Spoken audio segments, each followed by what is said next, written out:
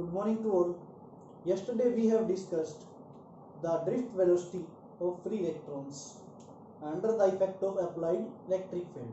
Now we will find out the value of current of those electrons when electric field is applied across a conductor.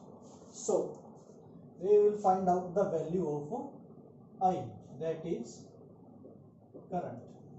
ठीक है. Suppose this is the conductor as we have taken yesterday.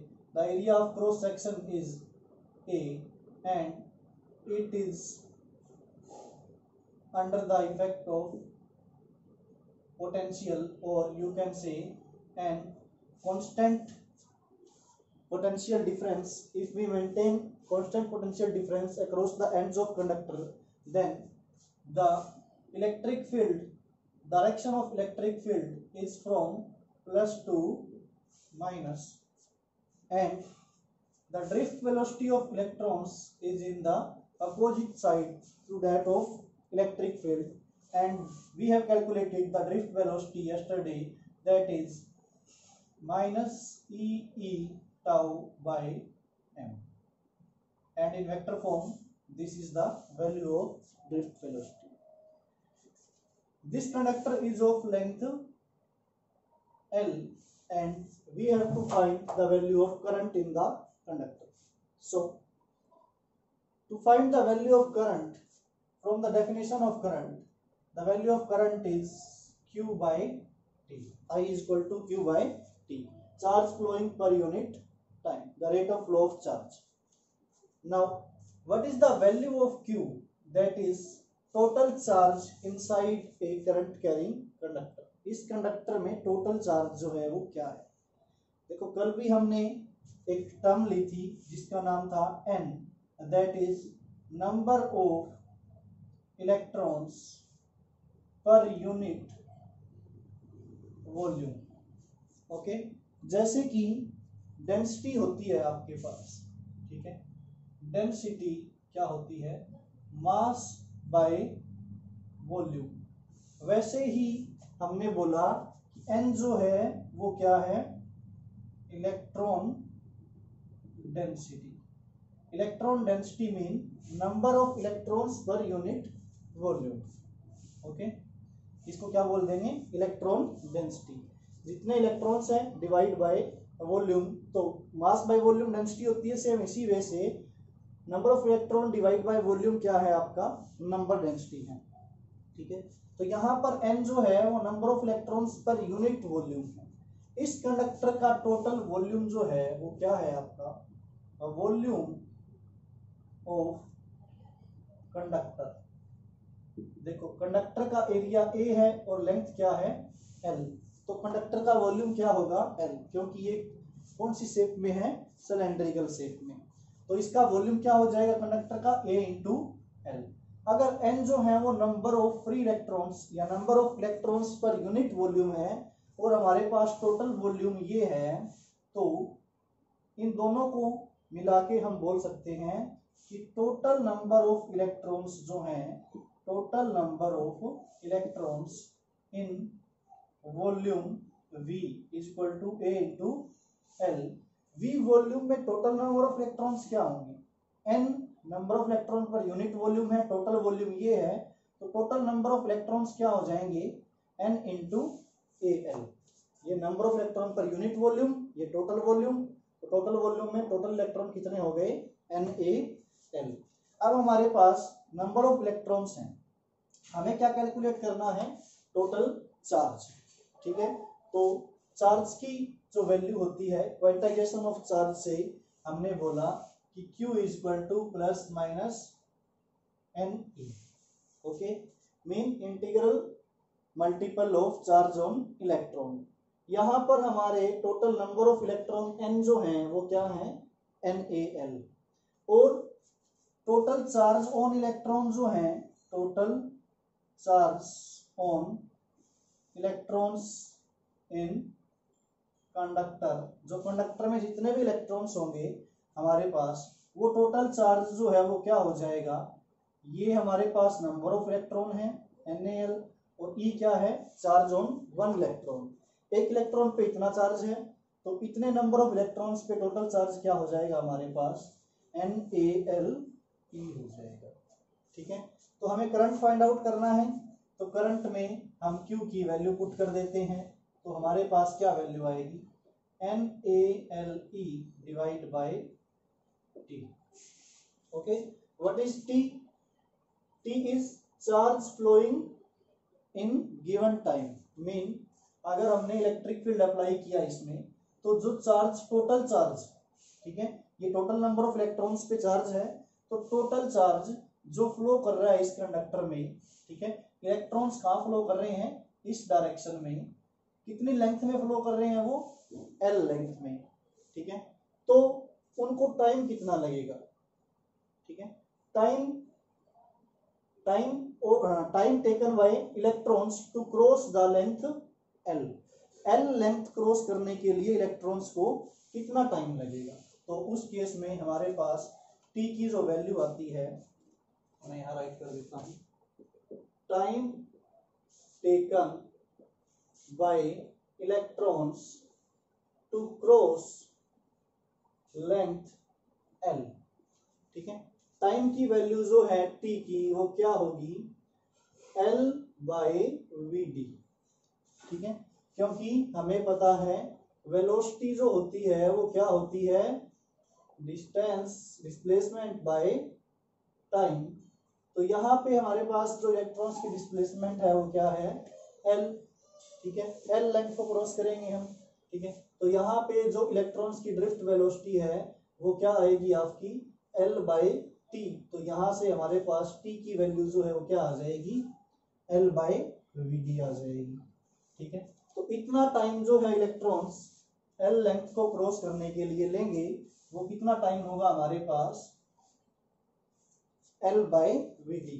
तो वो हम यहाँ put कर देते हैं, तो I की जो वैल्यू है वो हमारे पास क्या आती है, NaLe divide bye L/VD। NaLe divide bye L/VD। तो ये ऊपर जाके ऐसे रिवर्स हो जाएगा, तो यहाँ पर L से L क्या हो रहा है, कैंसिल। तो यहाँ पे क्या बचा हमारे पास, A mean area of cross section, VD mean drift velocity, E mean charge on electron and N।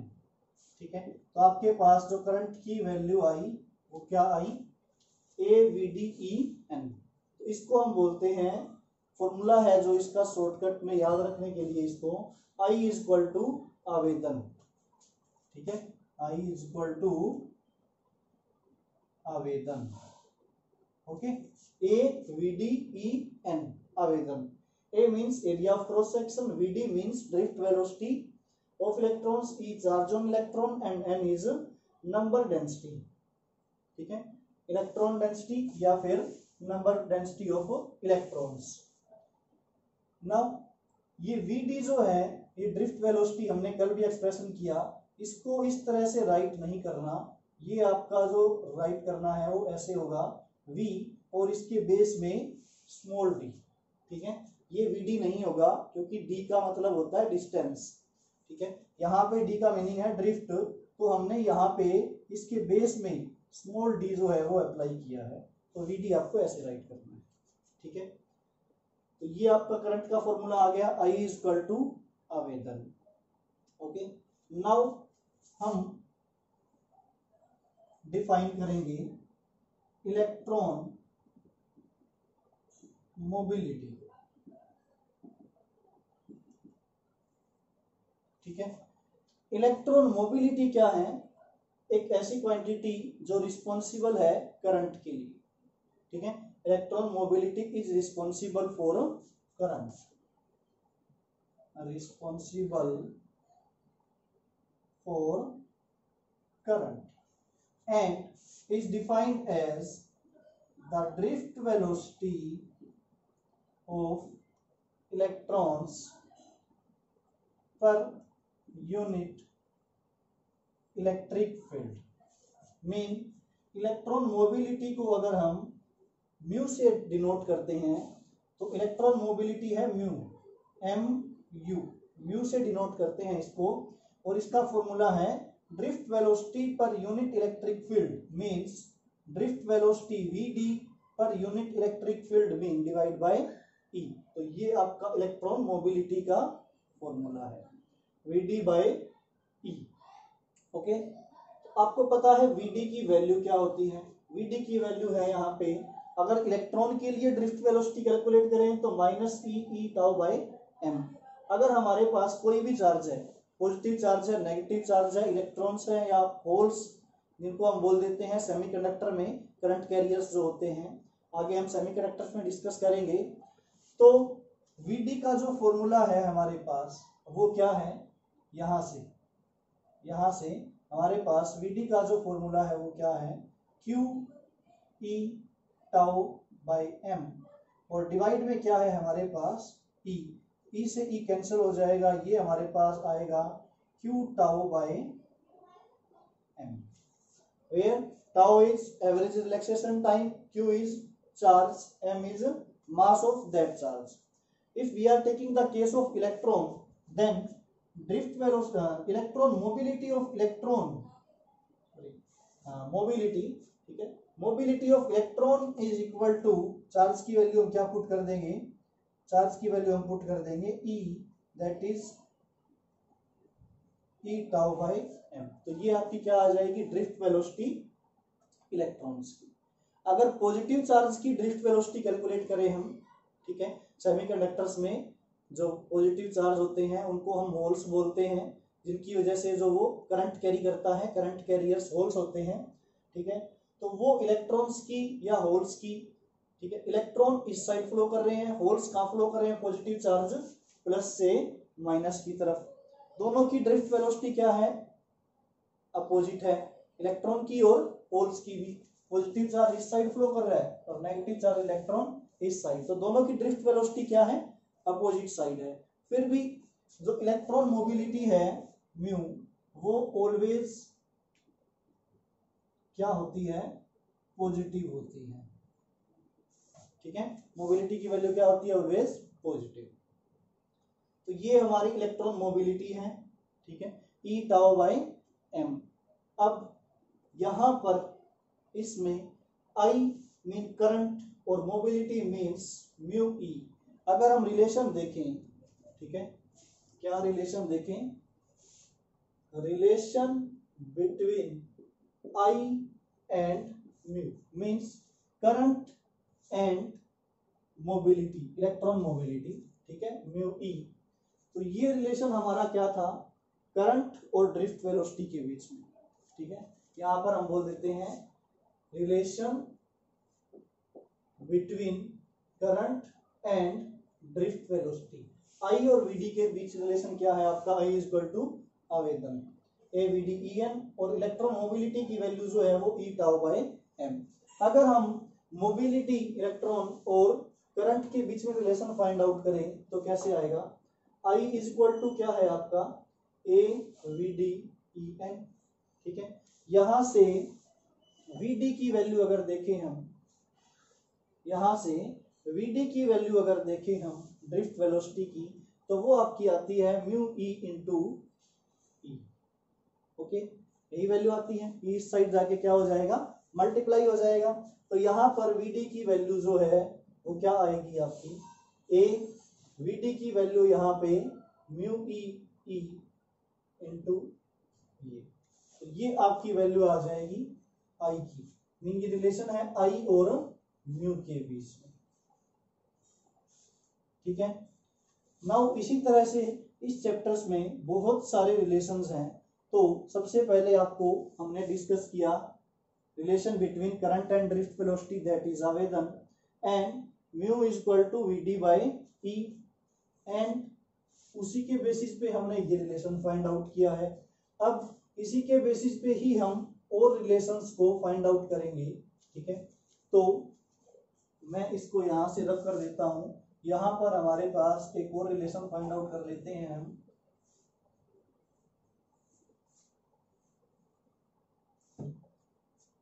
ठीक है, तो रिलेशन क्या है?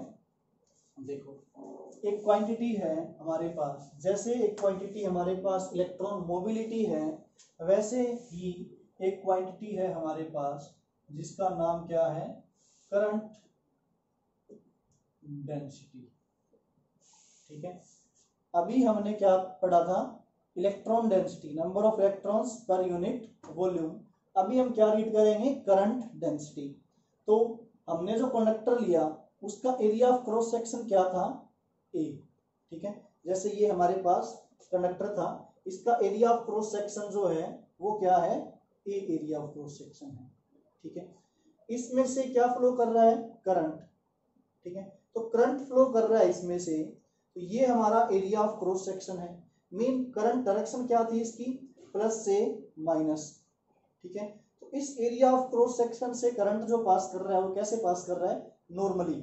मीन जो चार्ज मूव कर रहे हैं, जो पॉजिटिव चार्ज यहाँ से यहाँ मूव कर रहा है, वो इस एरिया ऑफ क्रॉस सेक्शन के क्या है, नॉर्मल है, परपेंडिकुलर है।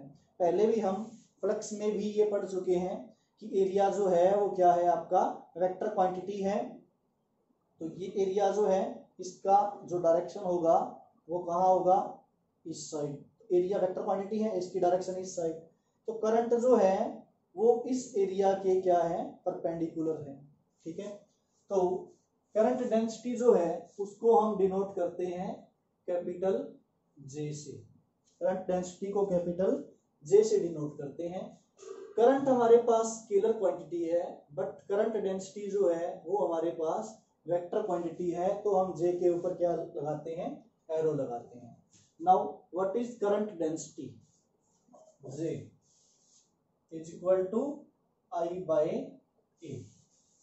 Okay, J is equal to I by A, mean current per unit area is called current density जे।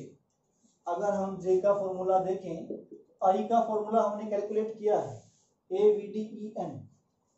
ठीक है, अगर हम यहाँ पुट कर दें A V D E N divide by A से ए कैंसल हो जाएगा।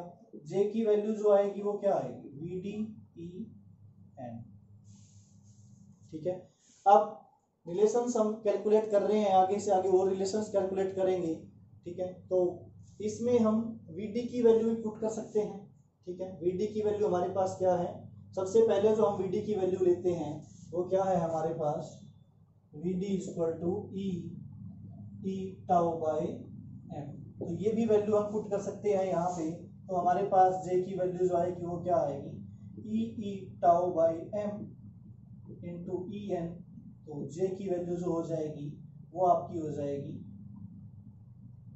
ई square tau E N by M. ये आपकी जे की वैल्यू हो जाएगी।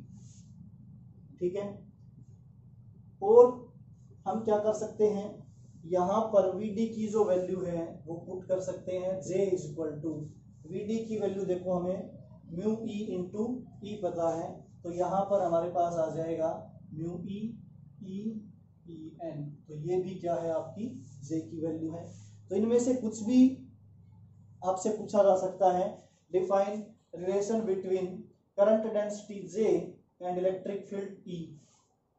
ओके, यहाँ पर relation between current density and electron mobility. ठीक है, current density and electron mobility, relation between current density and drift velocity. तो आपसे कुछ भी पूछ सकते हैं, अगर आपको बेसिक फॉर्मूलेज याद है तो आप कहीं से भी वैल्यू पुट करके कैलकुलेट कर सकते हैं। अब एक और रिलेशन हम फाइंड आउट कर लेते हैं, बिल्कुल इजी है। ठीक है, हमें पता है कि आई की वैल्यू क्या है, A V D E N. ठीक है, हमने कंडक्टर लिया, हमारे पास कंडक्टर का डायग्राम है।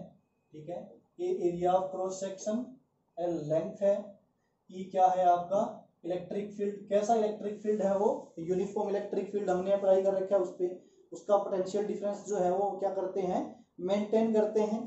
तो अगर यूनिफॉर्म इलेक्ट्रिक फील्ड हो तो पोटेंशियल डिफरेंस जो है, ठीक है, जो हम बैटरी अप्लाई करते हैं उसकी voltage V is equal to क्या होता है आपका ई डी। फॉर्मूला रीड किया है हमने, V is equal to E D, capacitor में रीड किया था। ठीक है, पोटेंशियल डिफरेंस कैलकुलेट करने के लिए बिटवीन पैरेलल प्लेट कैपेसिटर, जब वहां पे इलेक्ट्रिक फील्ड क्या हो, यूनिफॉर्म। अगर यहाँ भी इलेक्ट्रिक फील्ड यूनिफॉर्म है तो यहाँ पे जो पोटेंशियल डिफरेंस है इस कंडक्टर के अक्रॉस V, वो किसके इक्वल होगा, E इंटू इसकी लेंथ क्या है, डिस्टेंस क्या है, D की जगह L। तो यहाँ पर हम क्या फॉर्मूला यूज करेंगे, E इंटू L। तो V equal to E into L formula use करेंगे। तो हमारे पास I की जो वैल्यू है वो क्या है, AVDEN, ठीक है, AVDEN। अगर VD की वैल्यू पुट करें हम यहाँ पे, ठीक है, तो हमारे पास क्या वैल्यू आती है, A।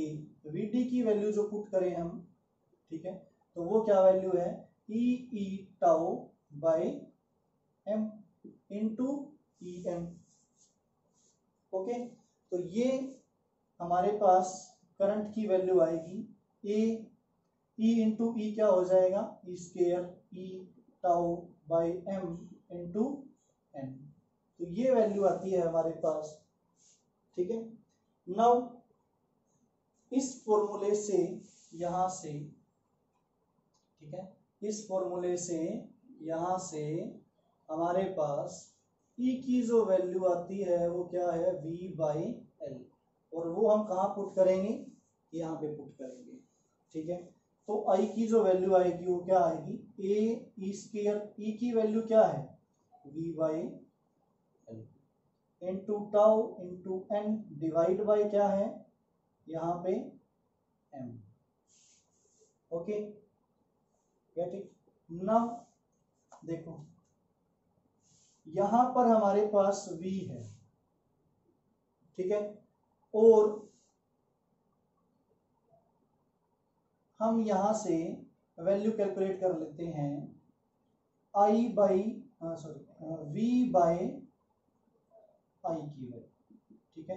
मीन ये V इस साइड रखेंगे, I जो है वो इसके डिवाइड में ले जाएंगे, बाकी सारी चीज इस साइड ले आएंगे। तो यहां पर हम देखें तो यहाँ पर हम रखेंगे सिर्फ V, ठीक है, डिवाइड में हम क्या ले जाएंगे, ये I ले जाएंगे।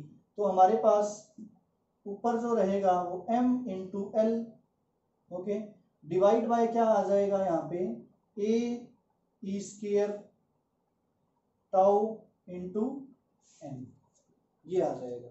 तो V बाय I जो है वो ओम्स लॉ से किसके इक्वल होता है, R के इक्वल होता है। ओम्स लॉ आपने पढ़ा होगा 10th क्लास में, V प्रोपोर्शनल है I के, मीन V इक्वल टू है RI, और यहाँ पे जो R था वो आपका क्या था, रेजिस्टेंस, ठीक है। तो V equal to RI Ohm's law के फॉर्मूले से जो 10th क्लास में आपने रीड किया है, V बाई I किसकी वैल्यू होती है, R की। तो यहां से हमने फॉर्मूले से V बाई I कैलकुलेट किया, तो हमारे पास R की जो वैल्यू आई वो क्या आई, ये वैल्यू आई। तो हम यहाँ पर अलग से लिख देते हैं, R की जो वैल्यू आई है हमारे पास वो आई है M by N square tau A L, ये वैल्यू आई है हमारे पास, हाँ, ठीक है। अब देखो ओम्स लॉ, ठीक है, V equal to RI। Ohm's law की डेफिनेशन क्या है, ओम्स लॉ की डेफिनेशन है कि अगर हम इस कंडक्टर के across potential difference V apply कर देते हैं, ठीक है, तो इसमें क्या प्रोड्यूस होगा, करंट, इसमें क्या फ्लो करेगा, करंट फ्लो करेगा। तो जो अमाउंट ऑफ करंट है वो डायरेक्टली प्रोपोर्शनल होती है किसके, V की। मीन हम बोल सकते हैं कि I जो है वो प्रोपोर्शनल होता है किसके, V की। The amount of current flowing in the conductor is directly proportional to potential difference applied across the conductor, given that temperature of conductor remaining constant। ये आपने 10th क्लास में रीड किया होगा कि ओम्स लॉ में V equal to RI कब होता है, एट कांस्टेंट टेम्परेचर, ठीक है। टेम्परेचर जब कांस्टेंट हो तभी ये ओम्स लॉ क्या है, वैलिड है। अगर टेम्परेचर कांस्टेंट नहीं होगा तो इसका ग्राफ आपने किया होगा स्ट्रेट लाइन, वो स्ट्रेट लाइन ग्राफ नहीं रहेगा, ठीक है। तो at constant temperature V proportional है I के, और हम बोल सकते हैं I प्रोपोर्शनल है V के। अगर हम इसको प्रूव करना चाहें, ठीक है, ओम्स लॉ प्रूव करो, तो भी हम प्रूव कर सकते हैं, ठीक है, वो भी हम कभी करते हैं, इस टॉपिक के बाद नेक्स्ट लेक्चर में करेंगे। फिलहाल हमारे पास आर की जो वैल्यू आई है वो क्या है, ये है। और आपने 10th क्लास में ओम्स लॉ के साथ साथ, ठीक है, रेजिस्टेंस भी पढ़ा होगा कि व्हाट इज रेजिस्टेंस। रेजिस्टेंस आपको पता है क्या होता है, विच opposes the flow of current. तो रेजिस्टेंस आपने पढ़ा होगा, डिपेंडेंस ऑफ रेजिस्टेंस। रेजिस्टेंस किस किस पे डिपेंड करता है, रेजिस्टेंस ऑफ ए कंडक्टर, इस कंडक्टर का जो रेजिस्टेंस है is directly proportional to length, inversely proportional to area, and on combining these two factors resistance is directly proportional to L by A। Proportional का sign remove करके हम क्या लगाते हैं, R equal to rho L by A। ये भी आपने 10th class में रीड किया है। यही सेम आपका +2 क्लास में भी है कि रेजिस्टेंस किन किन फैक्टर्स पे डिपेंड करता है, लेंथ के डायरेक्टली प्रोपोर्शनल, एरिया के इनवर्सली प्रोपोर्शनल है। तो इसके न्यूमेरिकल्स और इसकी एक्सप्लेनेशन हम अच्छे से नेक्स्ट लेक्चर में करेंगे। ओम्स लॉ को भी प्रूव करेंगे, ठीक है। तो ये अभी रिवाइज करके 10th क्लास के लेक्चर को हम ये फॉर्मूला याद कर लेते हैं, R equal to rho L by A।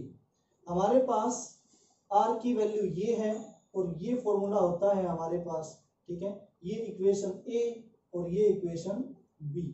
अगर A B को कंपेयर करें तो हमारे पास देखो R R, L है L है, A है A है। अगर हम कंपेयर करें तो इसका मतलब हमारे पास जो रो की वैल्यू आती है वो क्या आती है, m by n square tau. ये आपकी क्या है, रो की वैल्यू है। ओके, तो अभी आपके लिए ये रिलेशंस जो हैं काफी कॉम्प्लिकेटेड लग रहे होंगे, बट अगर आप इनको सीरियल वाइज, ठीक है, खुद करके देखोगे तो ये रिलेशंस आपको बिल्कुल इजी लगेंगे, ठीक है। तो ये हमने डेंसिटी रेजिस्टिविटी कैलकुलेट की है, वेयर रो इज रेजिस्टिविटी, ठीक है, रेजिस्टिविटी ऑफ कंडक्टर। तो नेक्स्ट लेक्चर में हम डिस्कस करेंगे रेजिस्टिविटी किस किस पे डिपेंड करती है, क्या होता है, रेजिस्टेंस किस पे डिपेंड करता है, ओम्स लॉ का जो फॉर्मूला है उसको हम प्रूव करेंगे कहाँ से आया है। तो फिलहाल के लिए आप आज इतना ही रिवाइज कीजिए और ये रिलेशंस अच्छे से कैलकुलेट कीजिए। आगे हम फर्दर नेक्स्ट लेक्चर में इसके बारे में अच्छे से डिस्कस करेंगे और फर्दर रिलेशंस को फाइंड आउट करेंगे।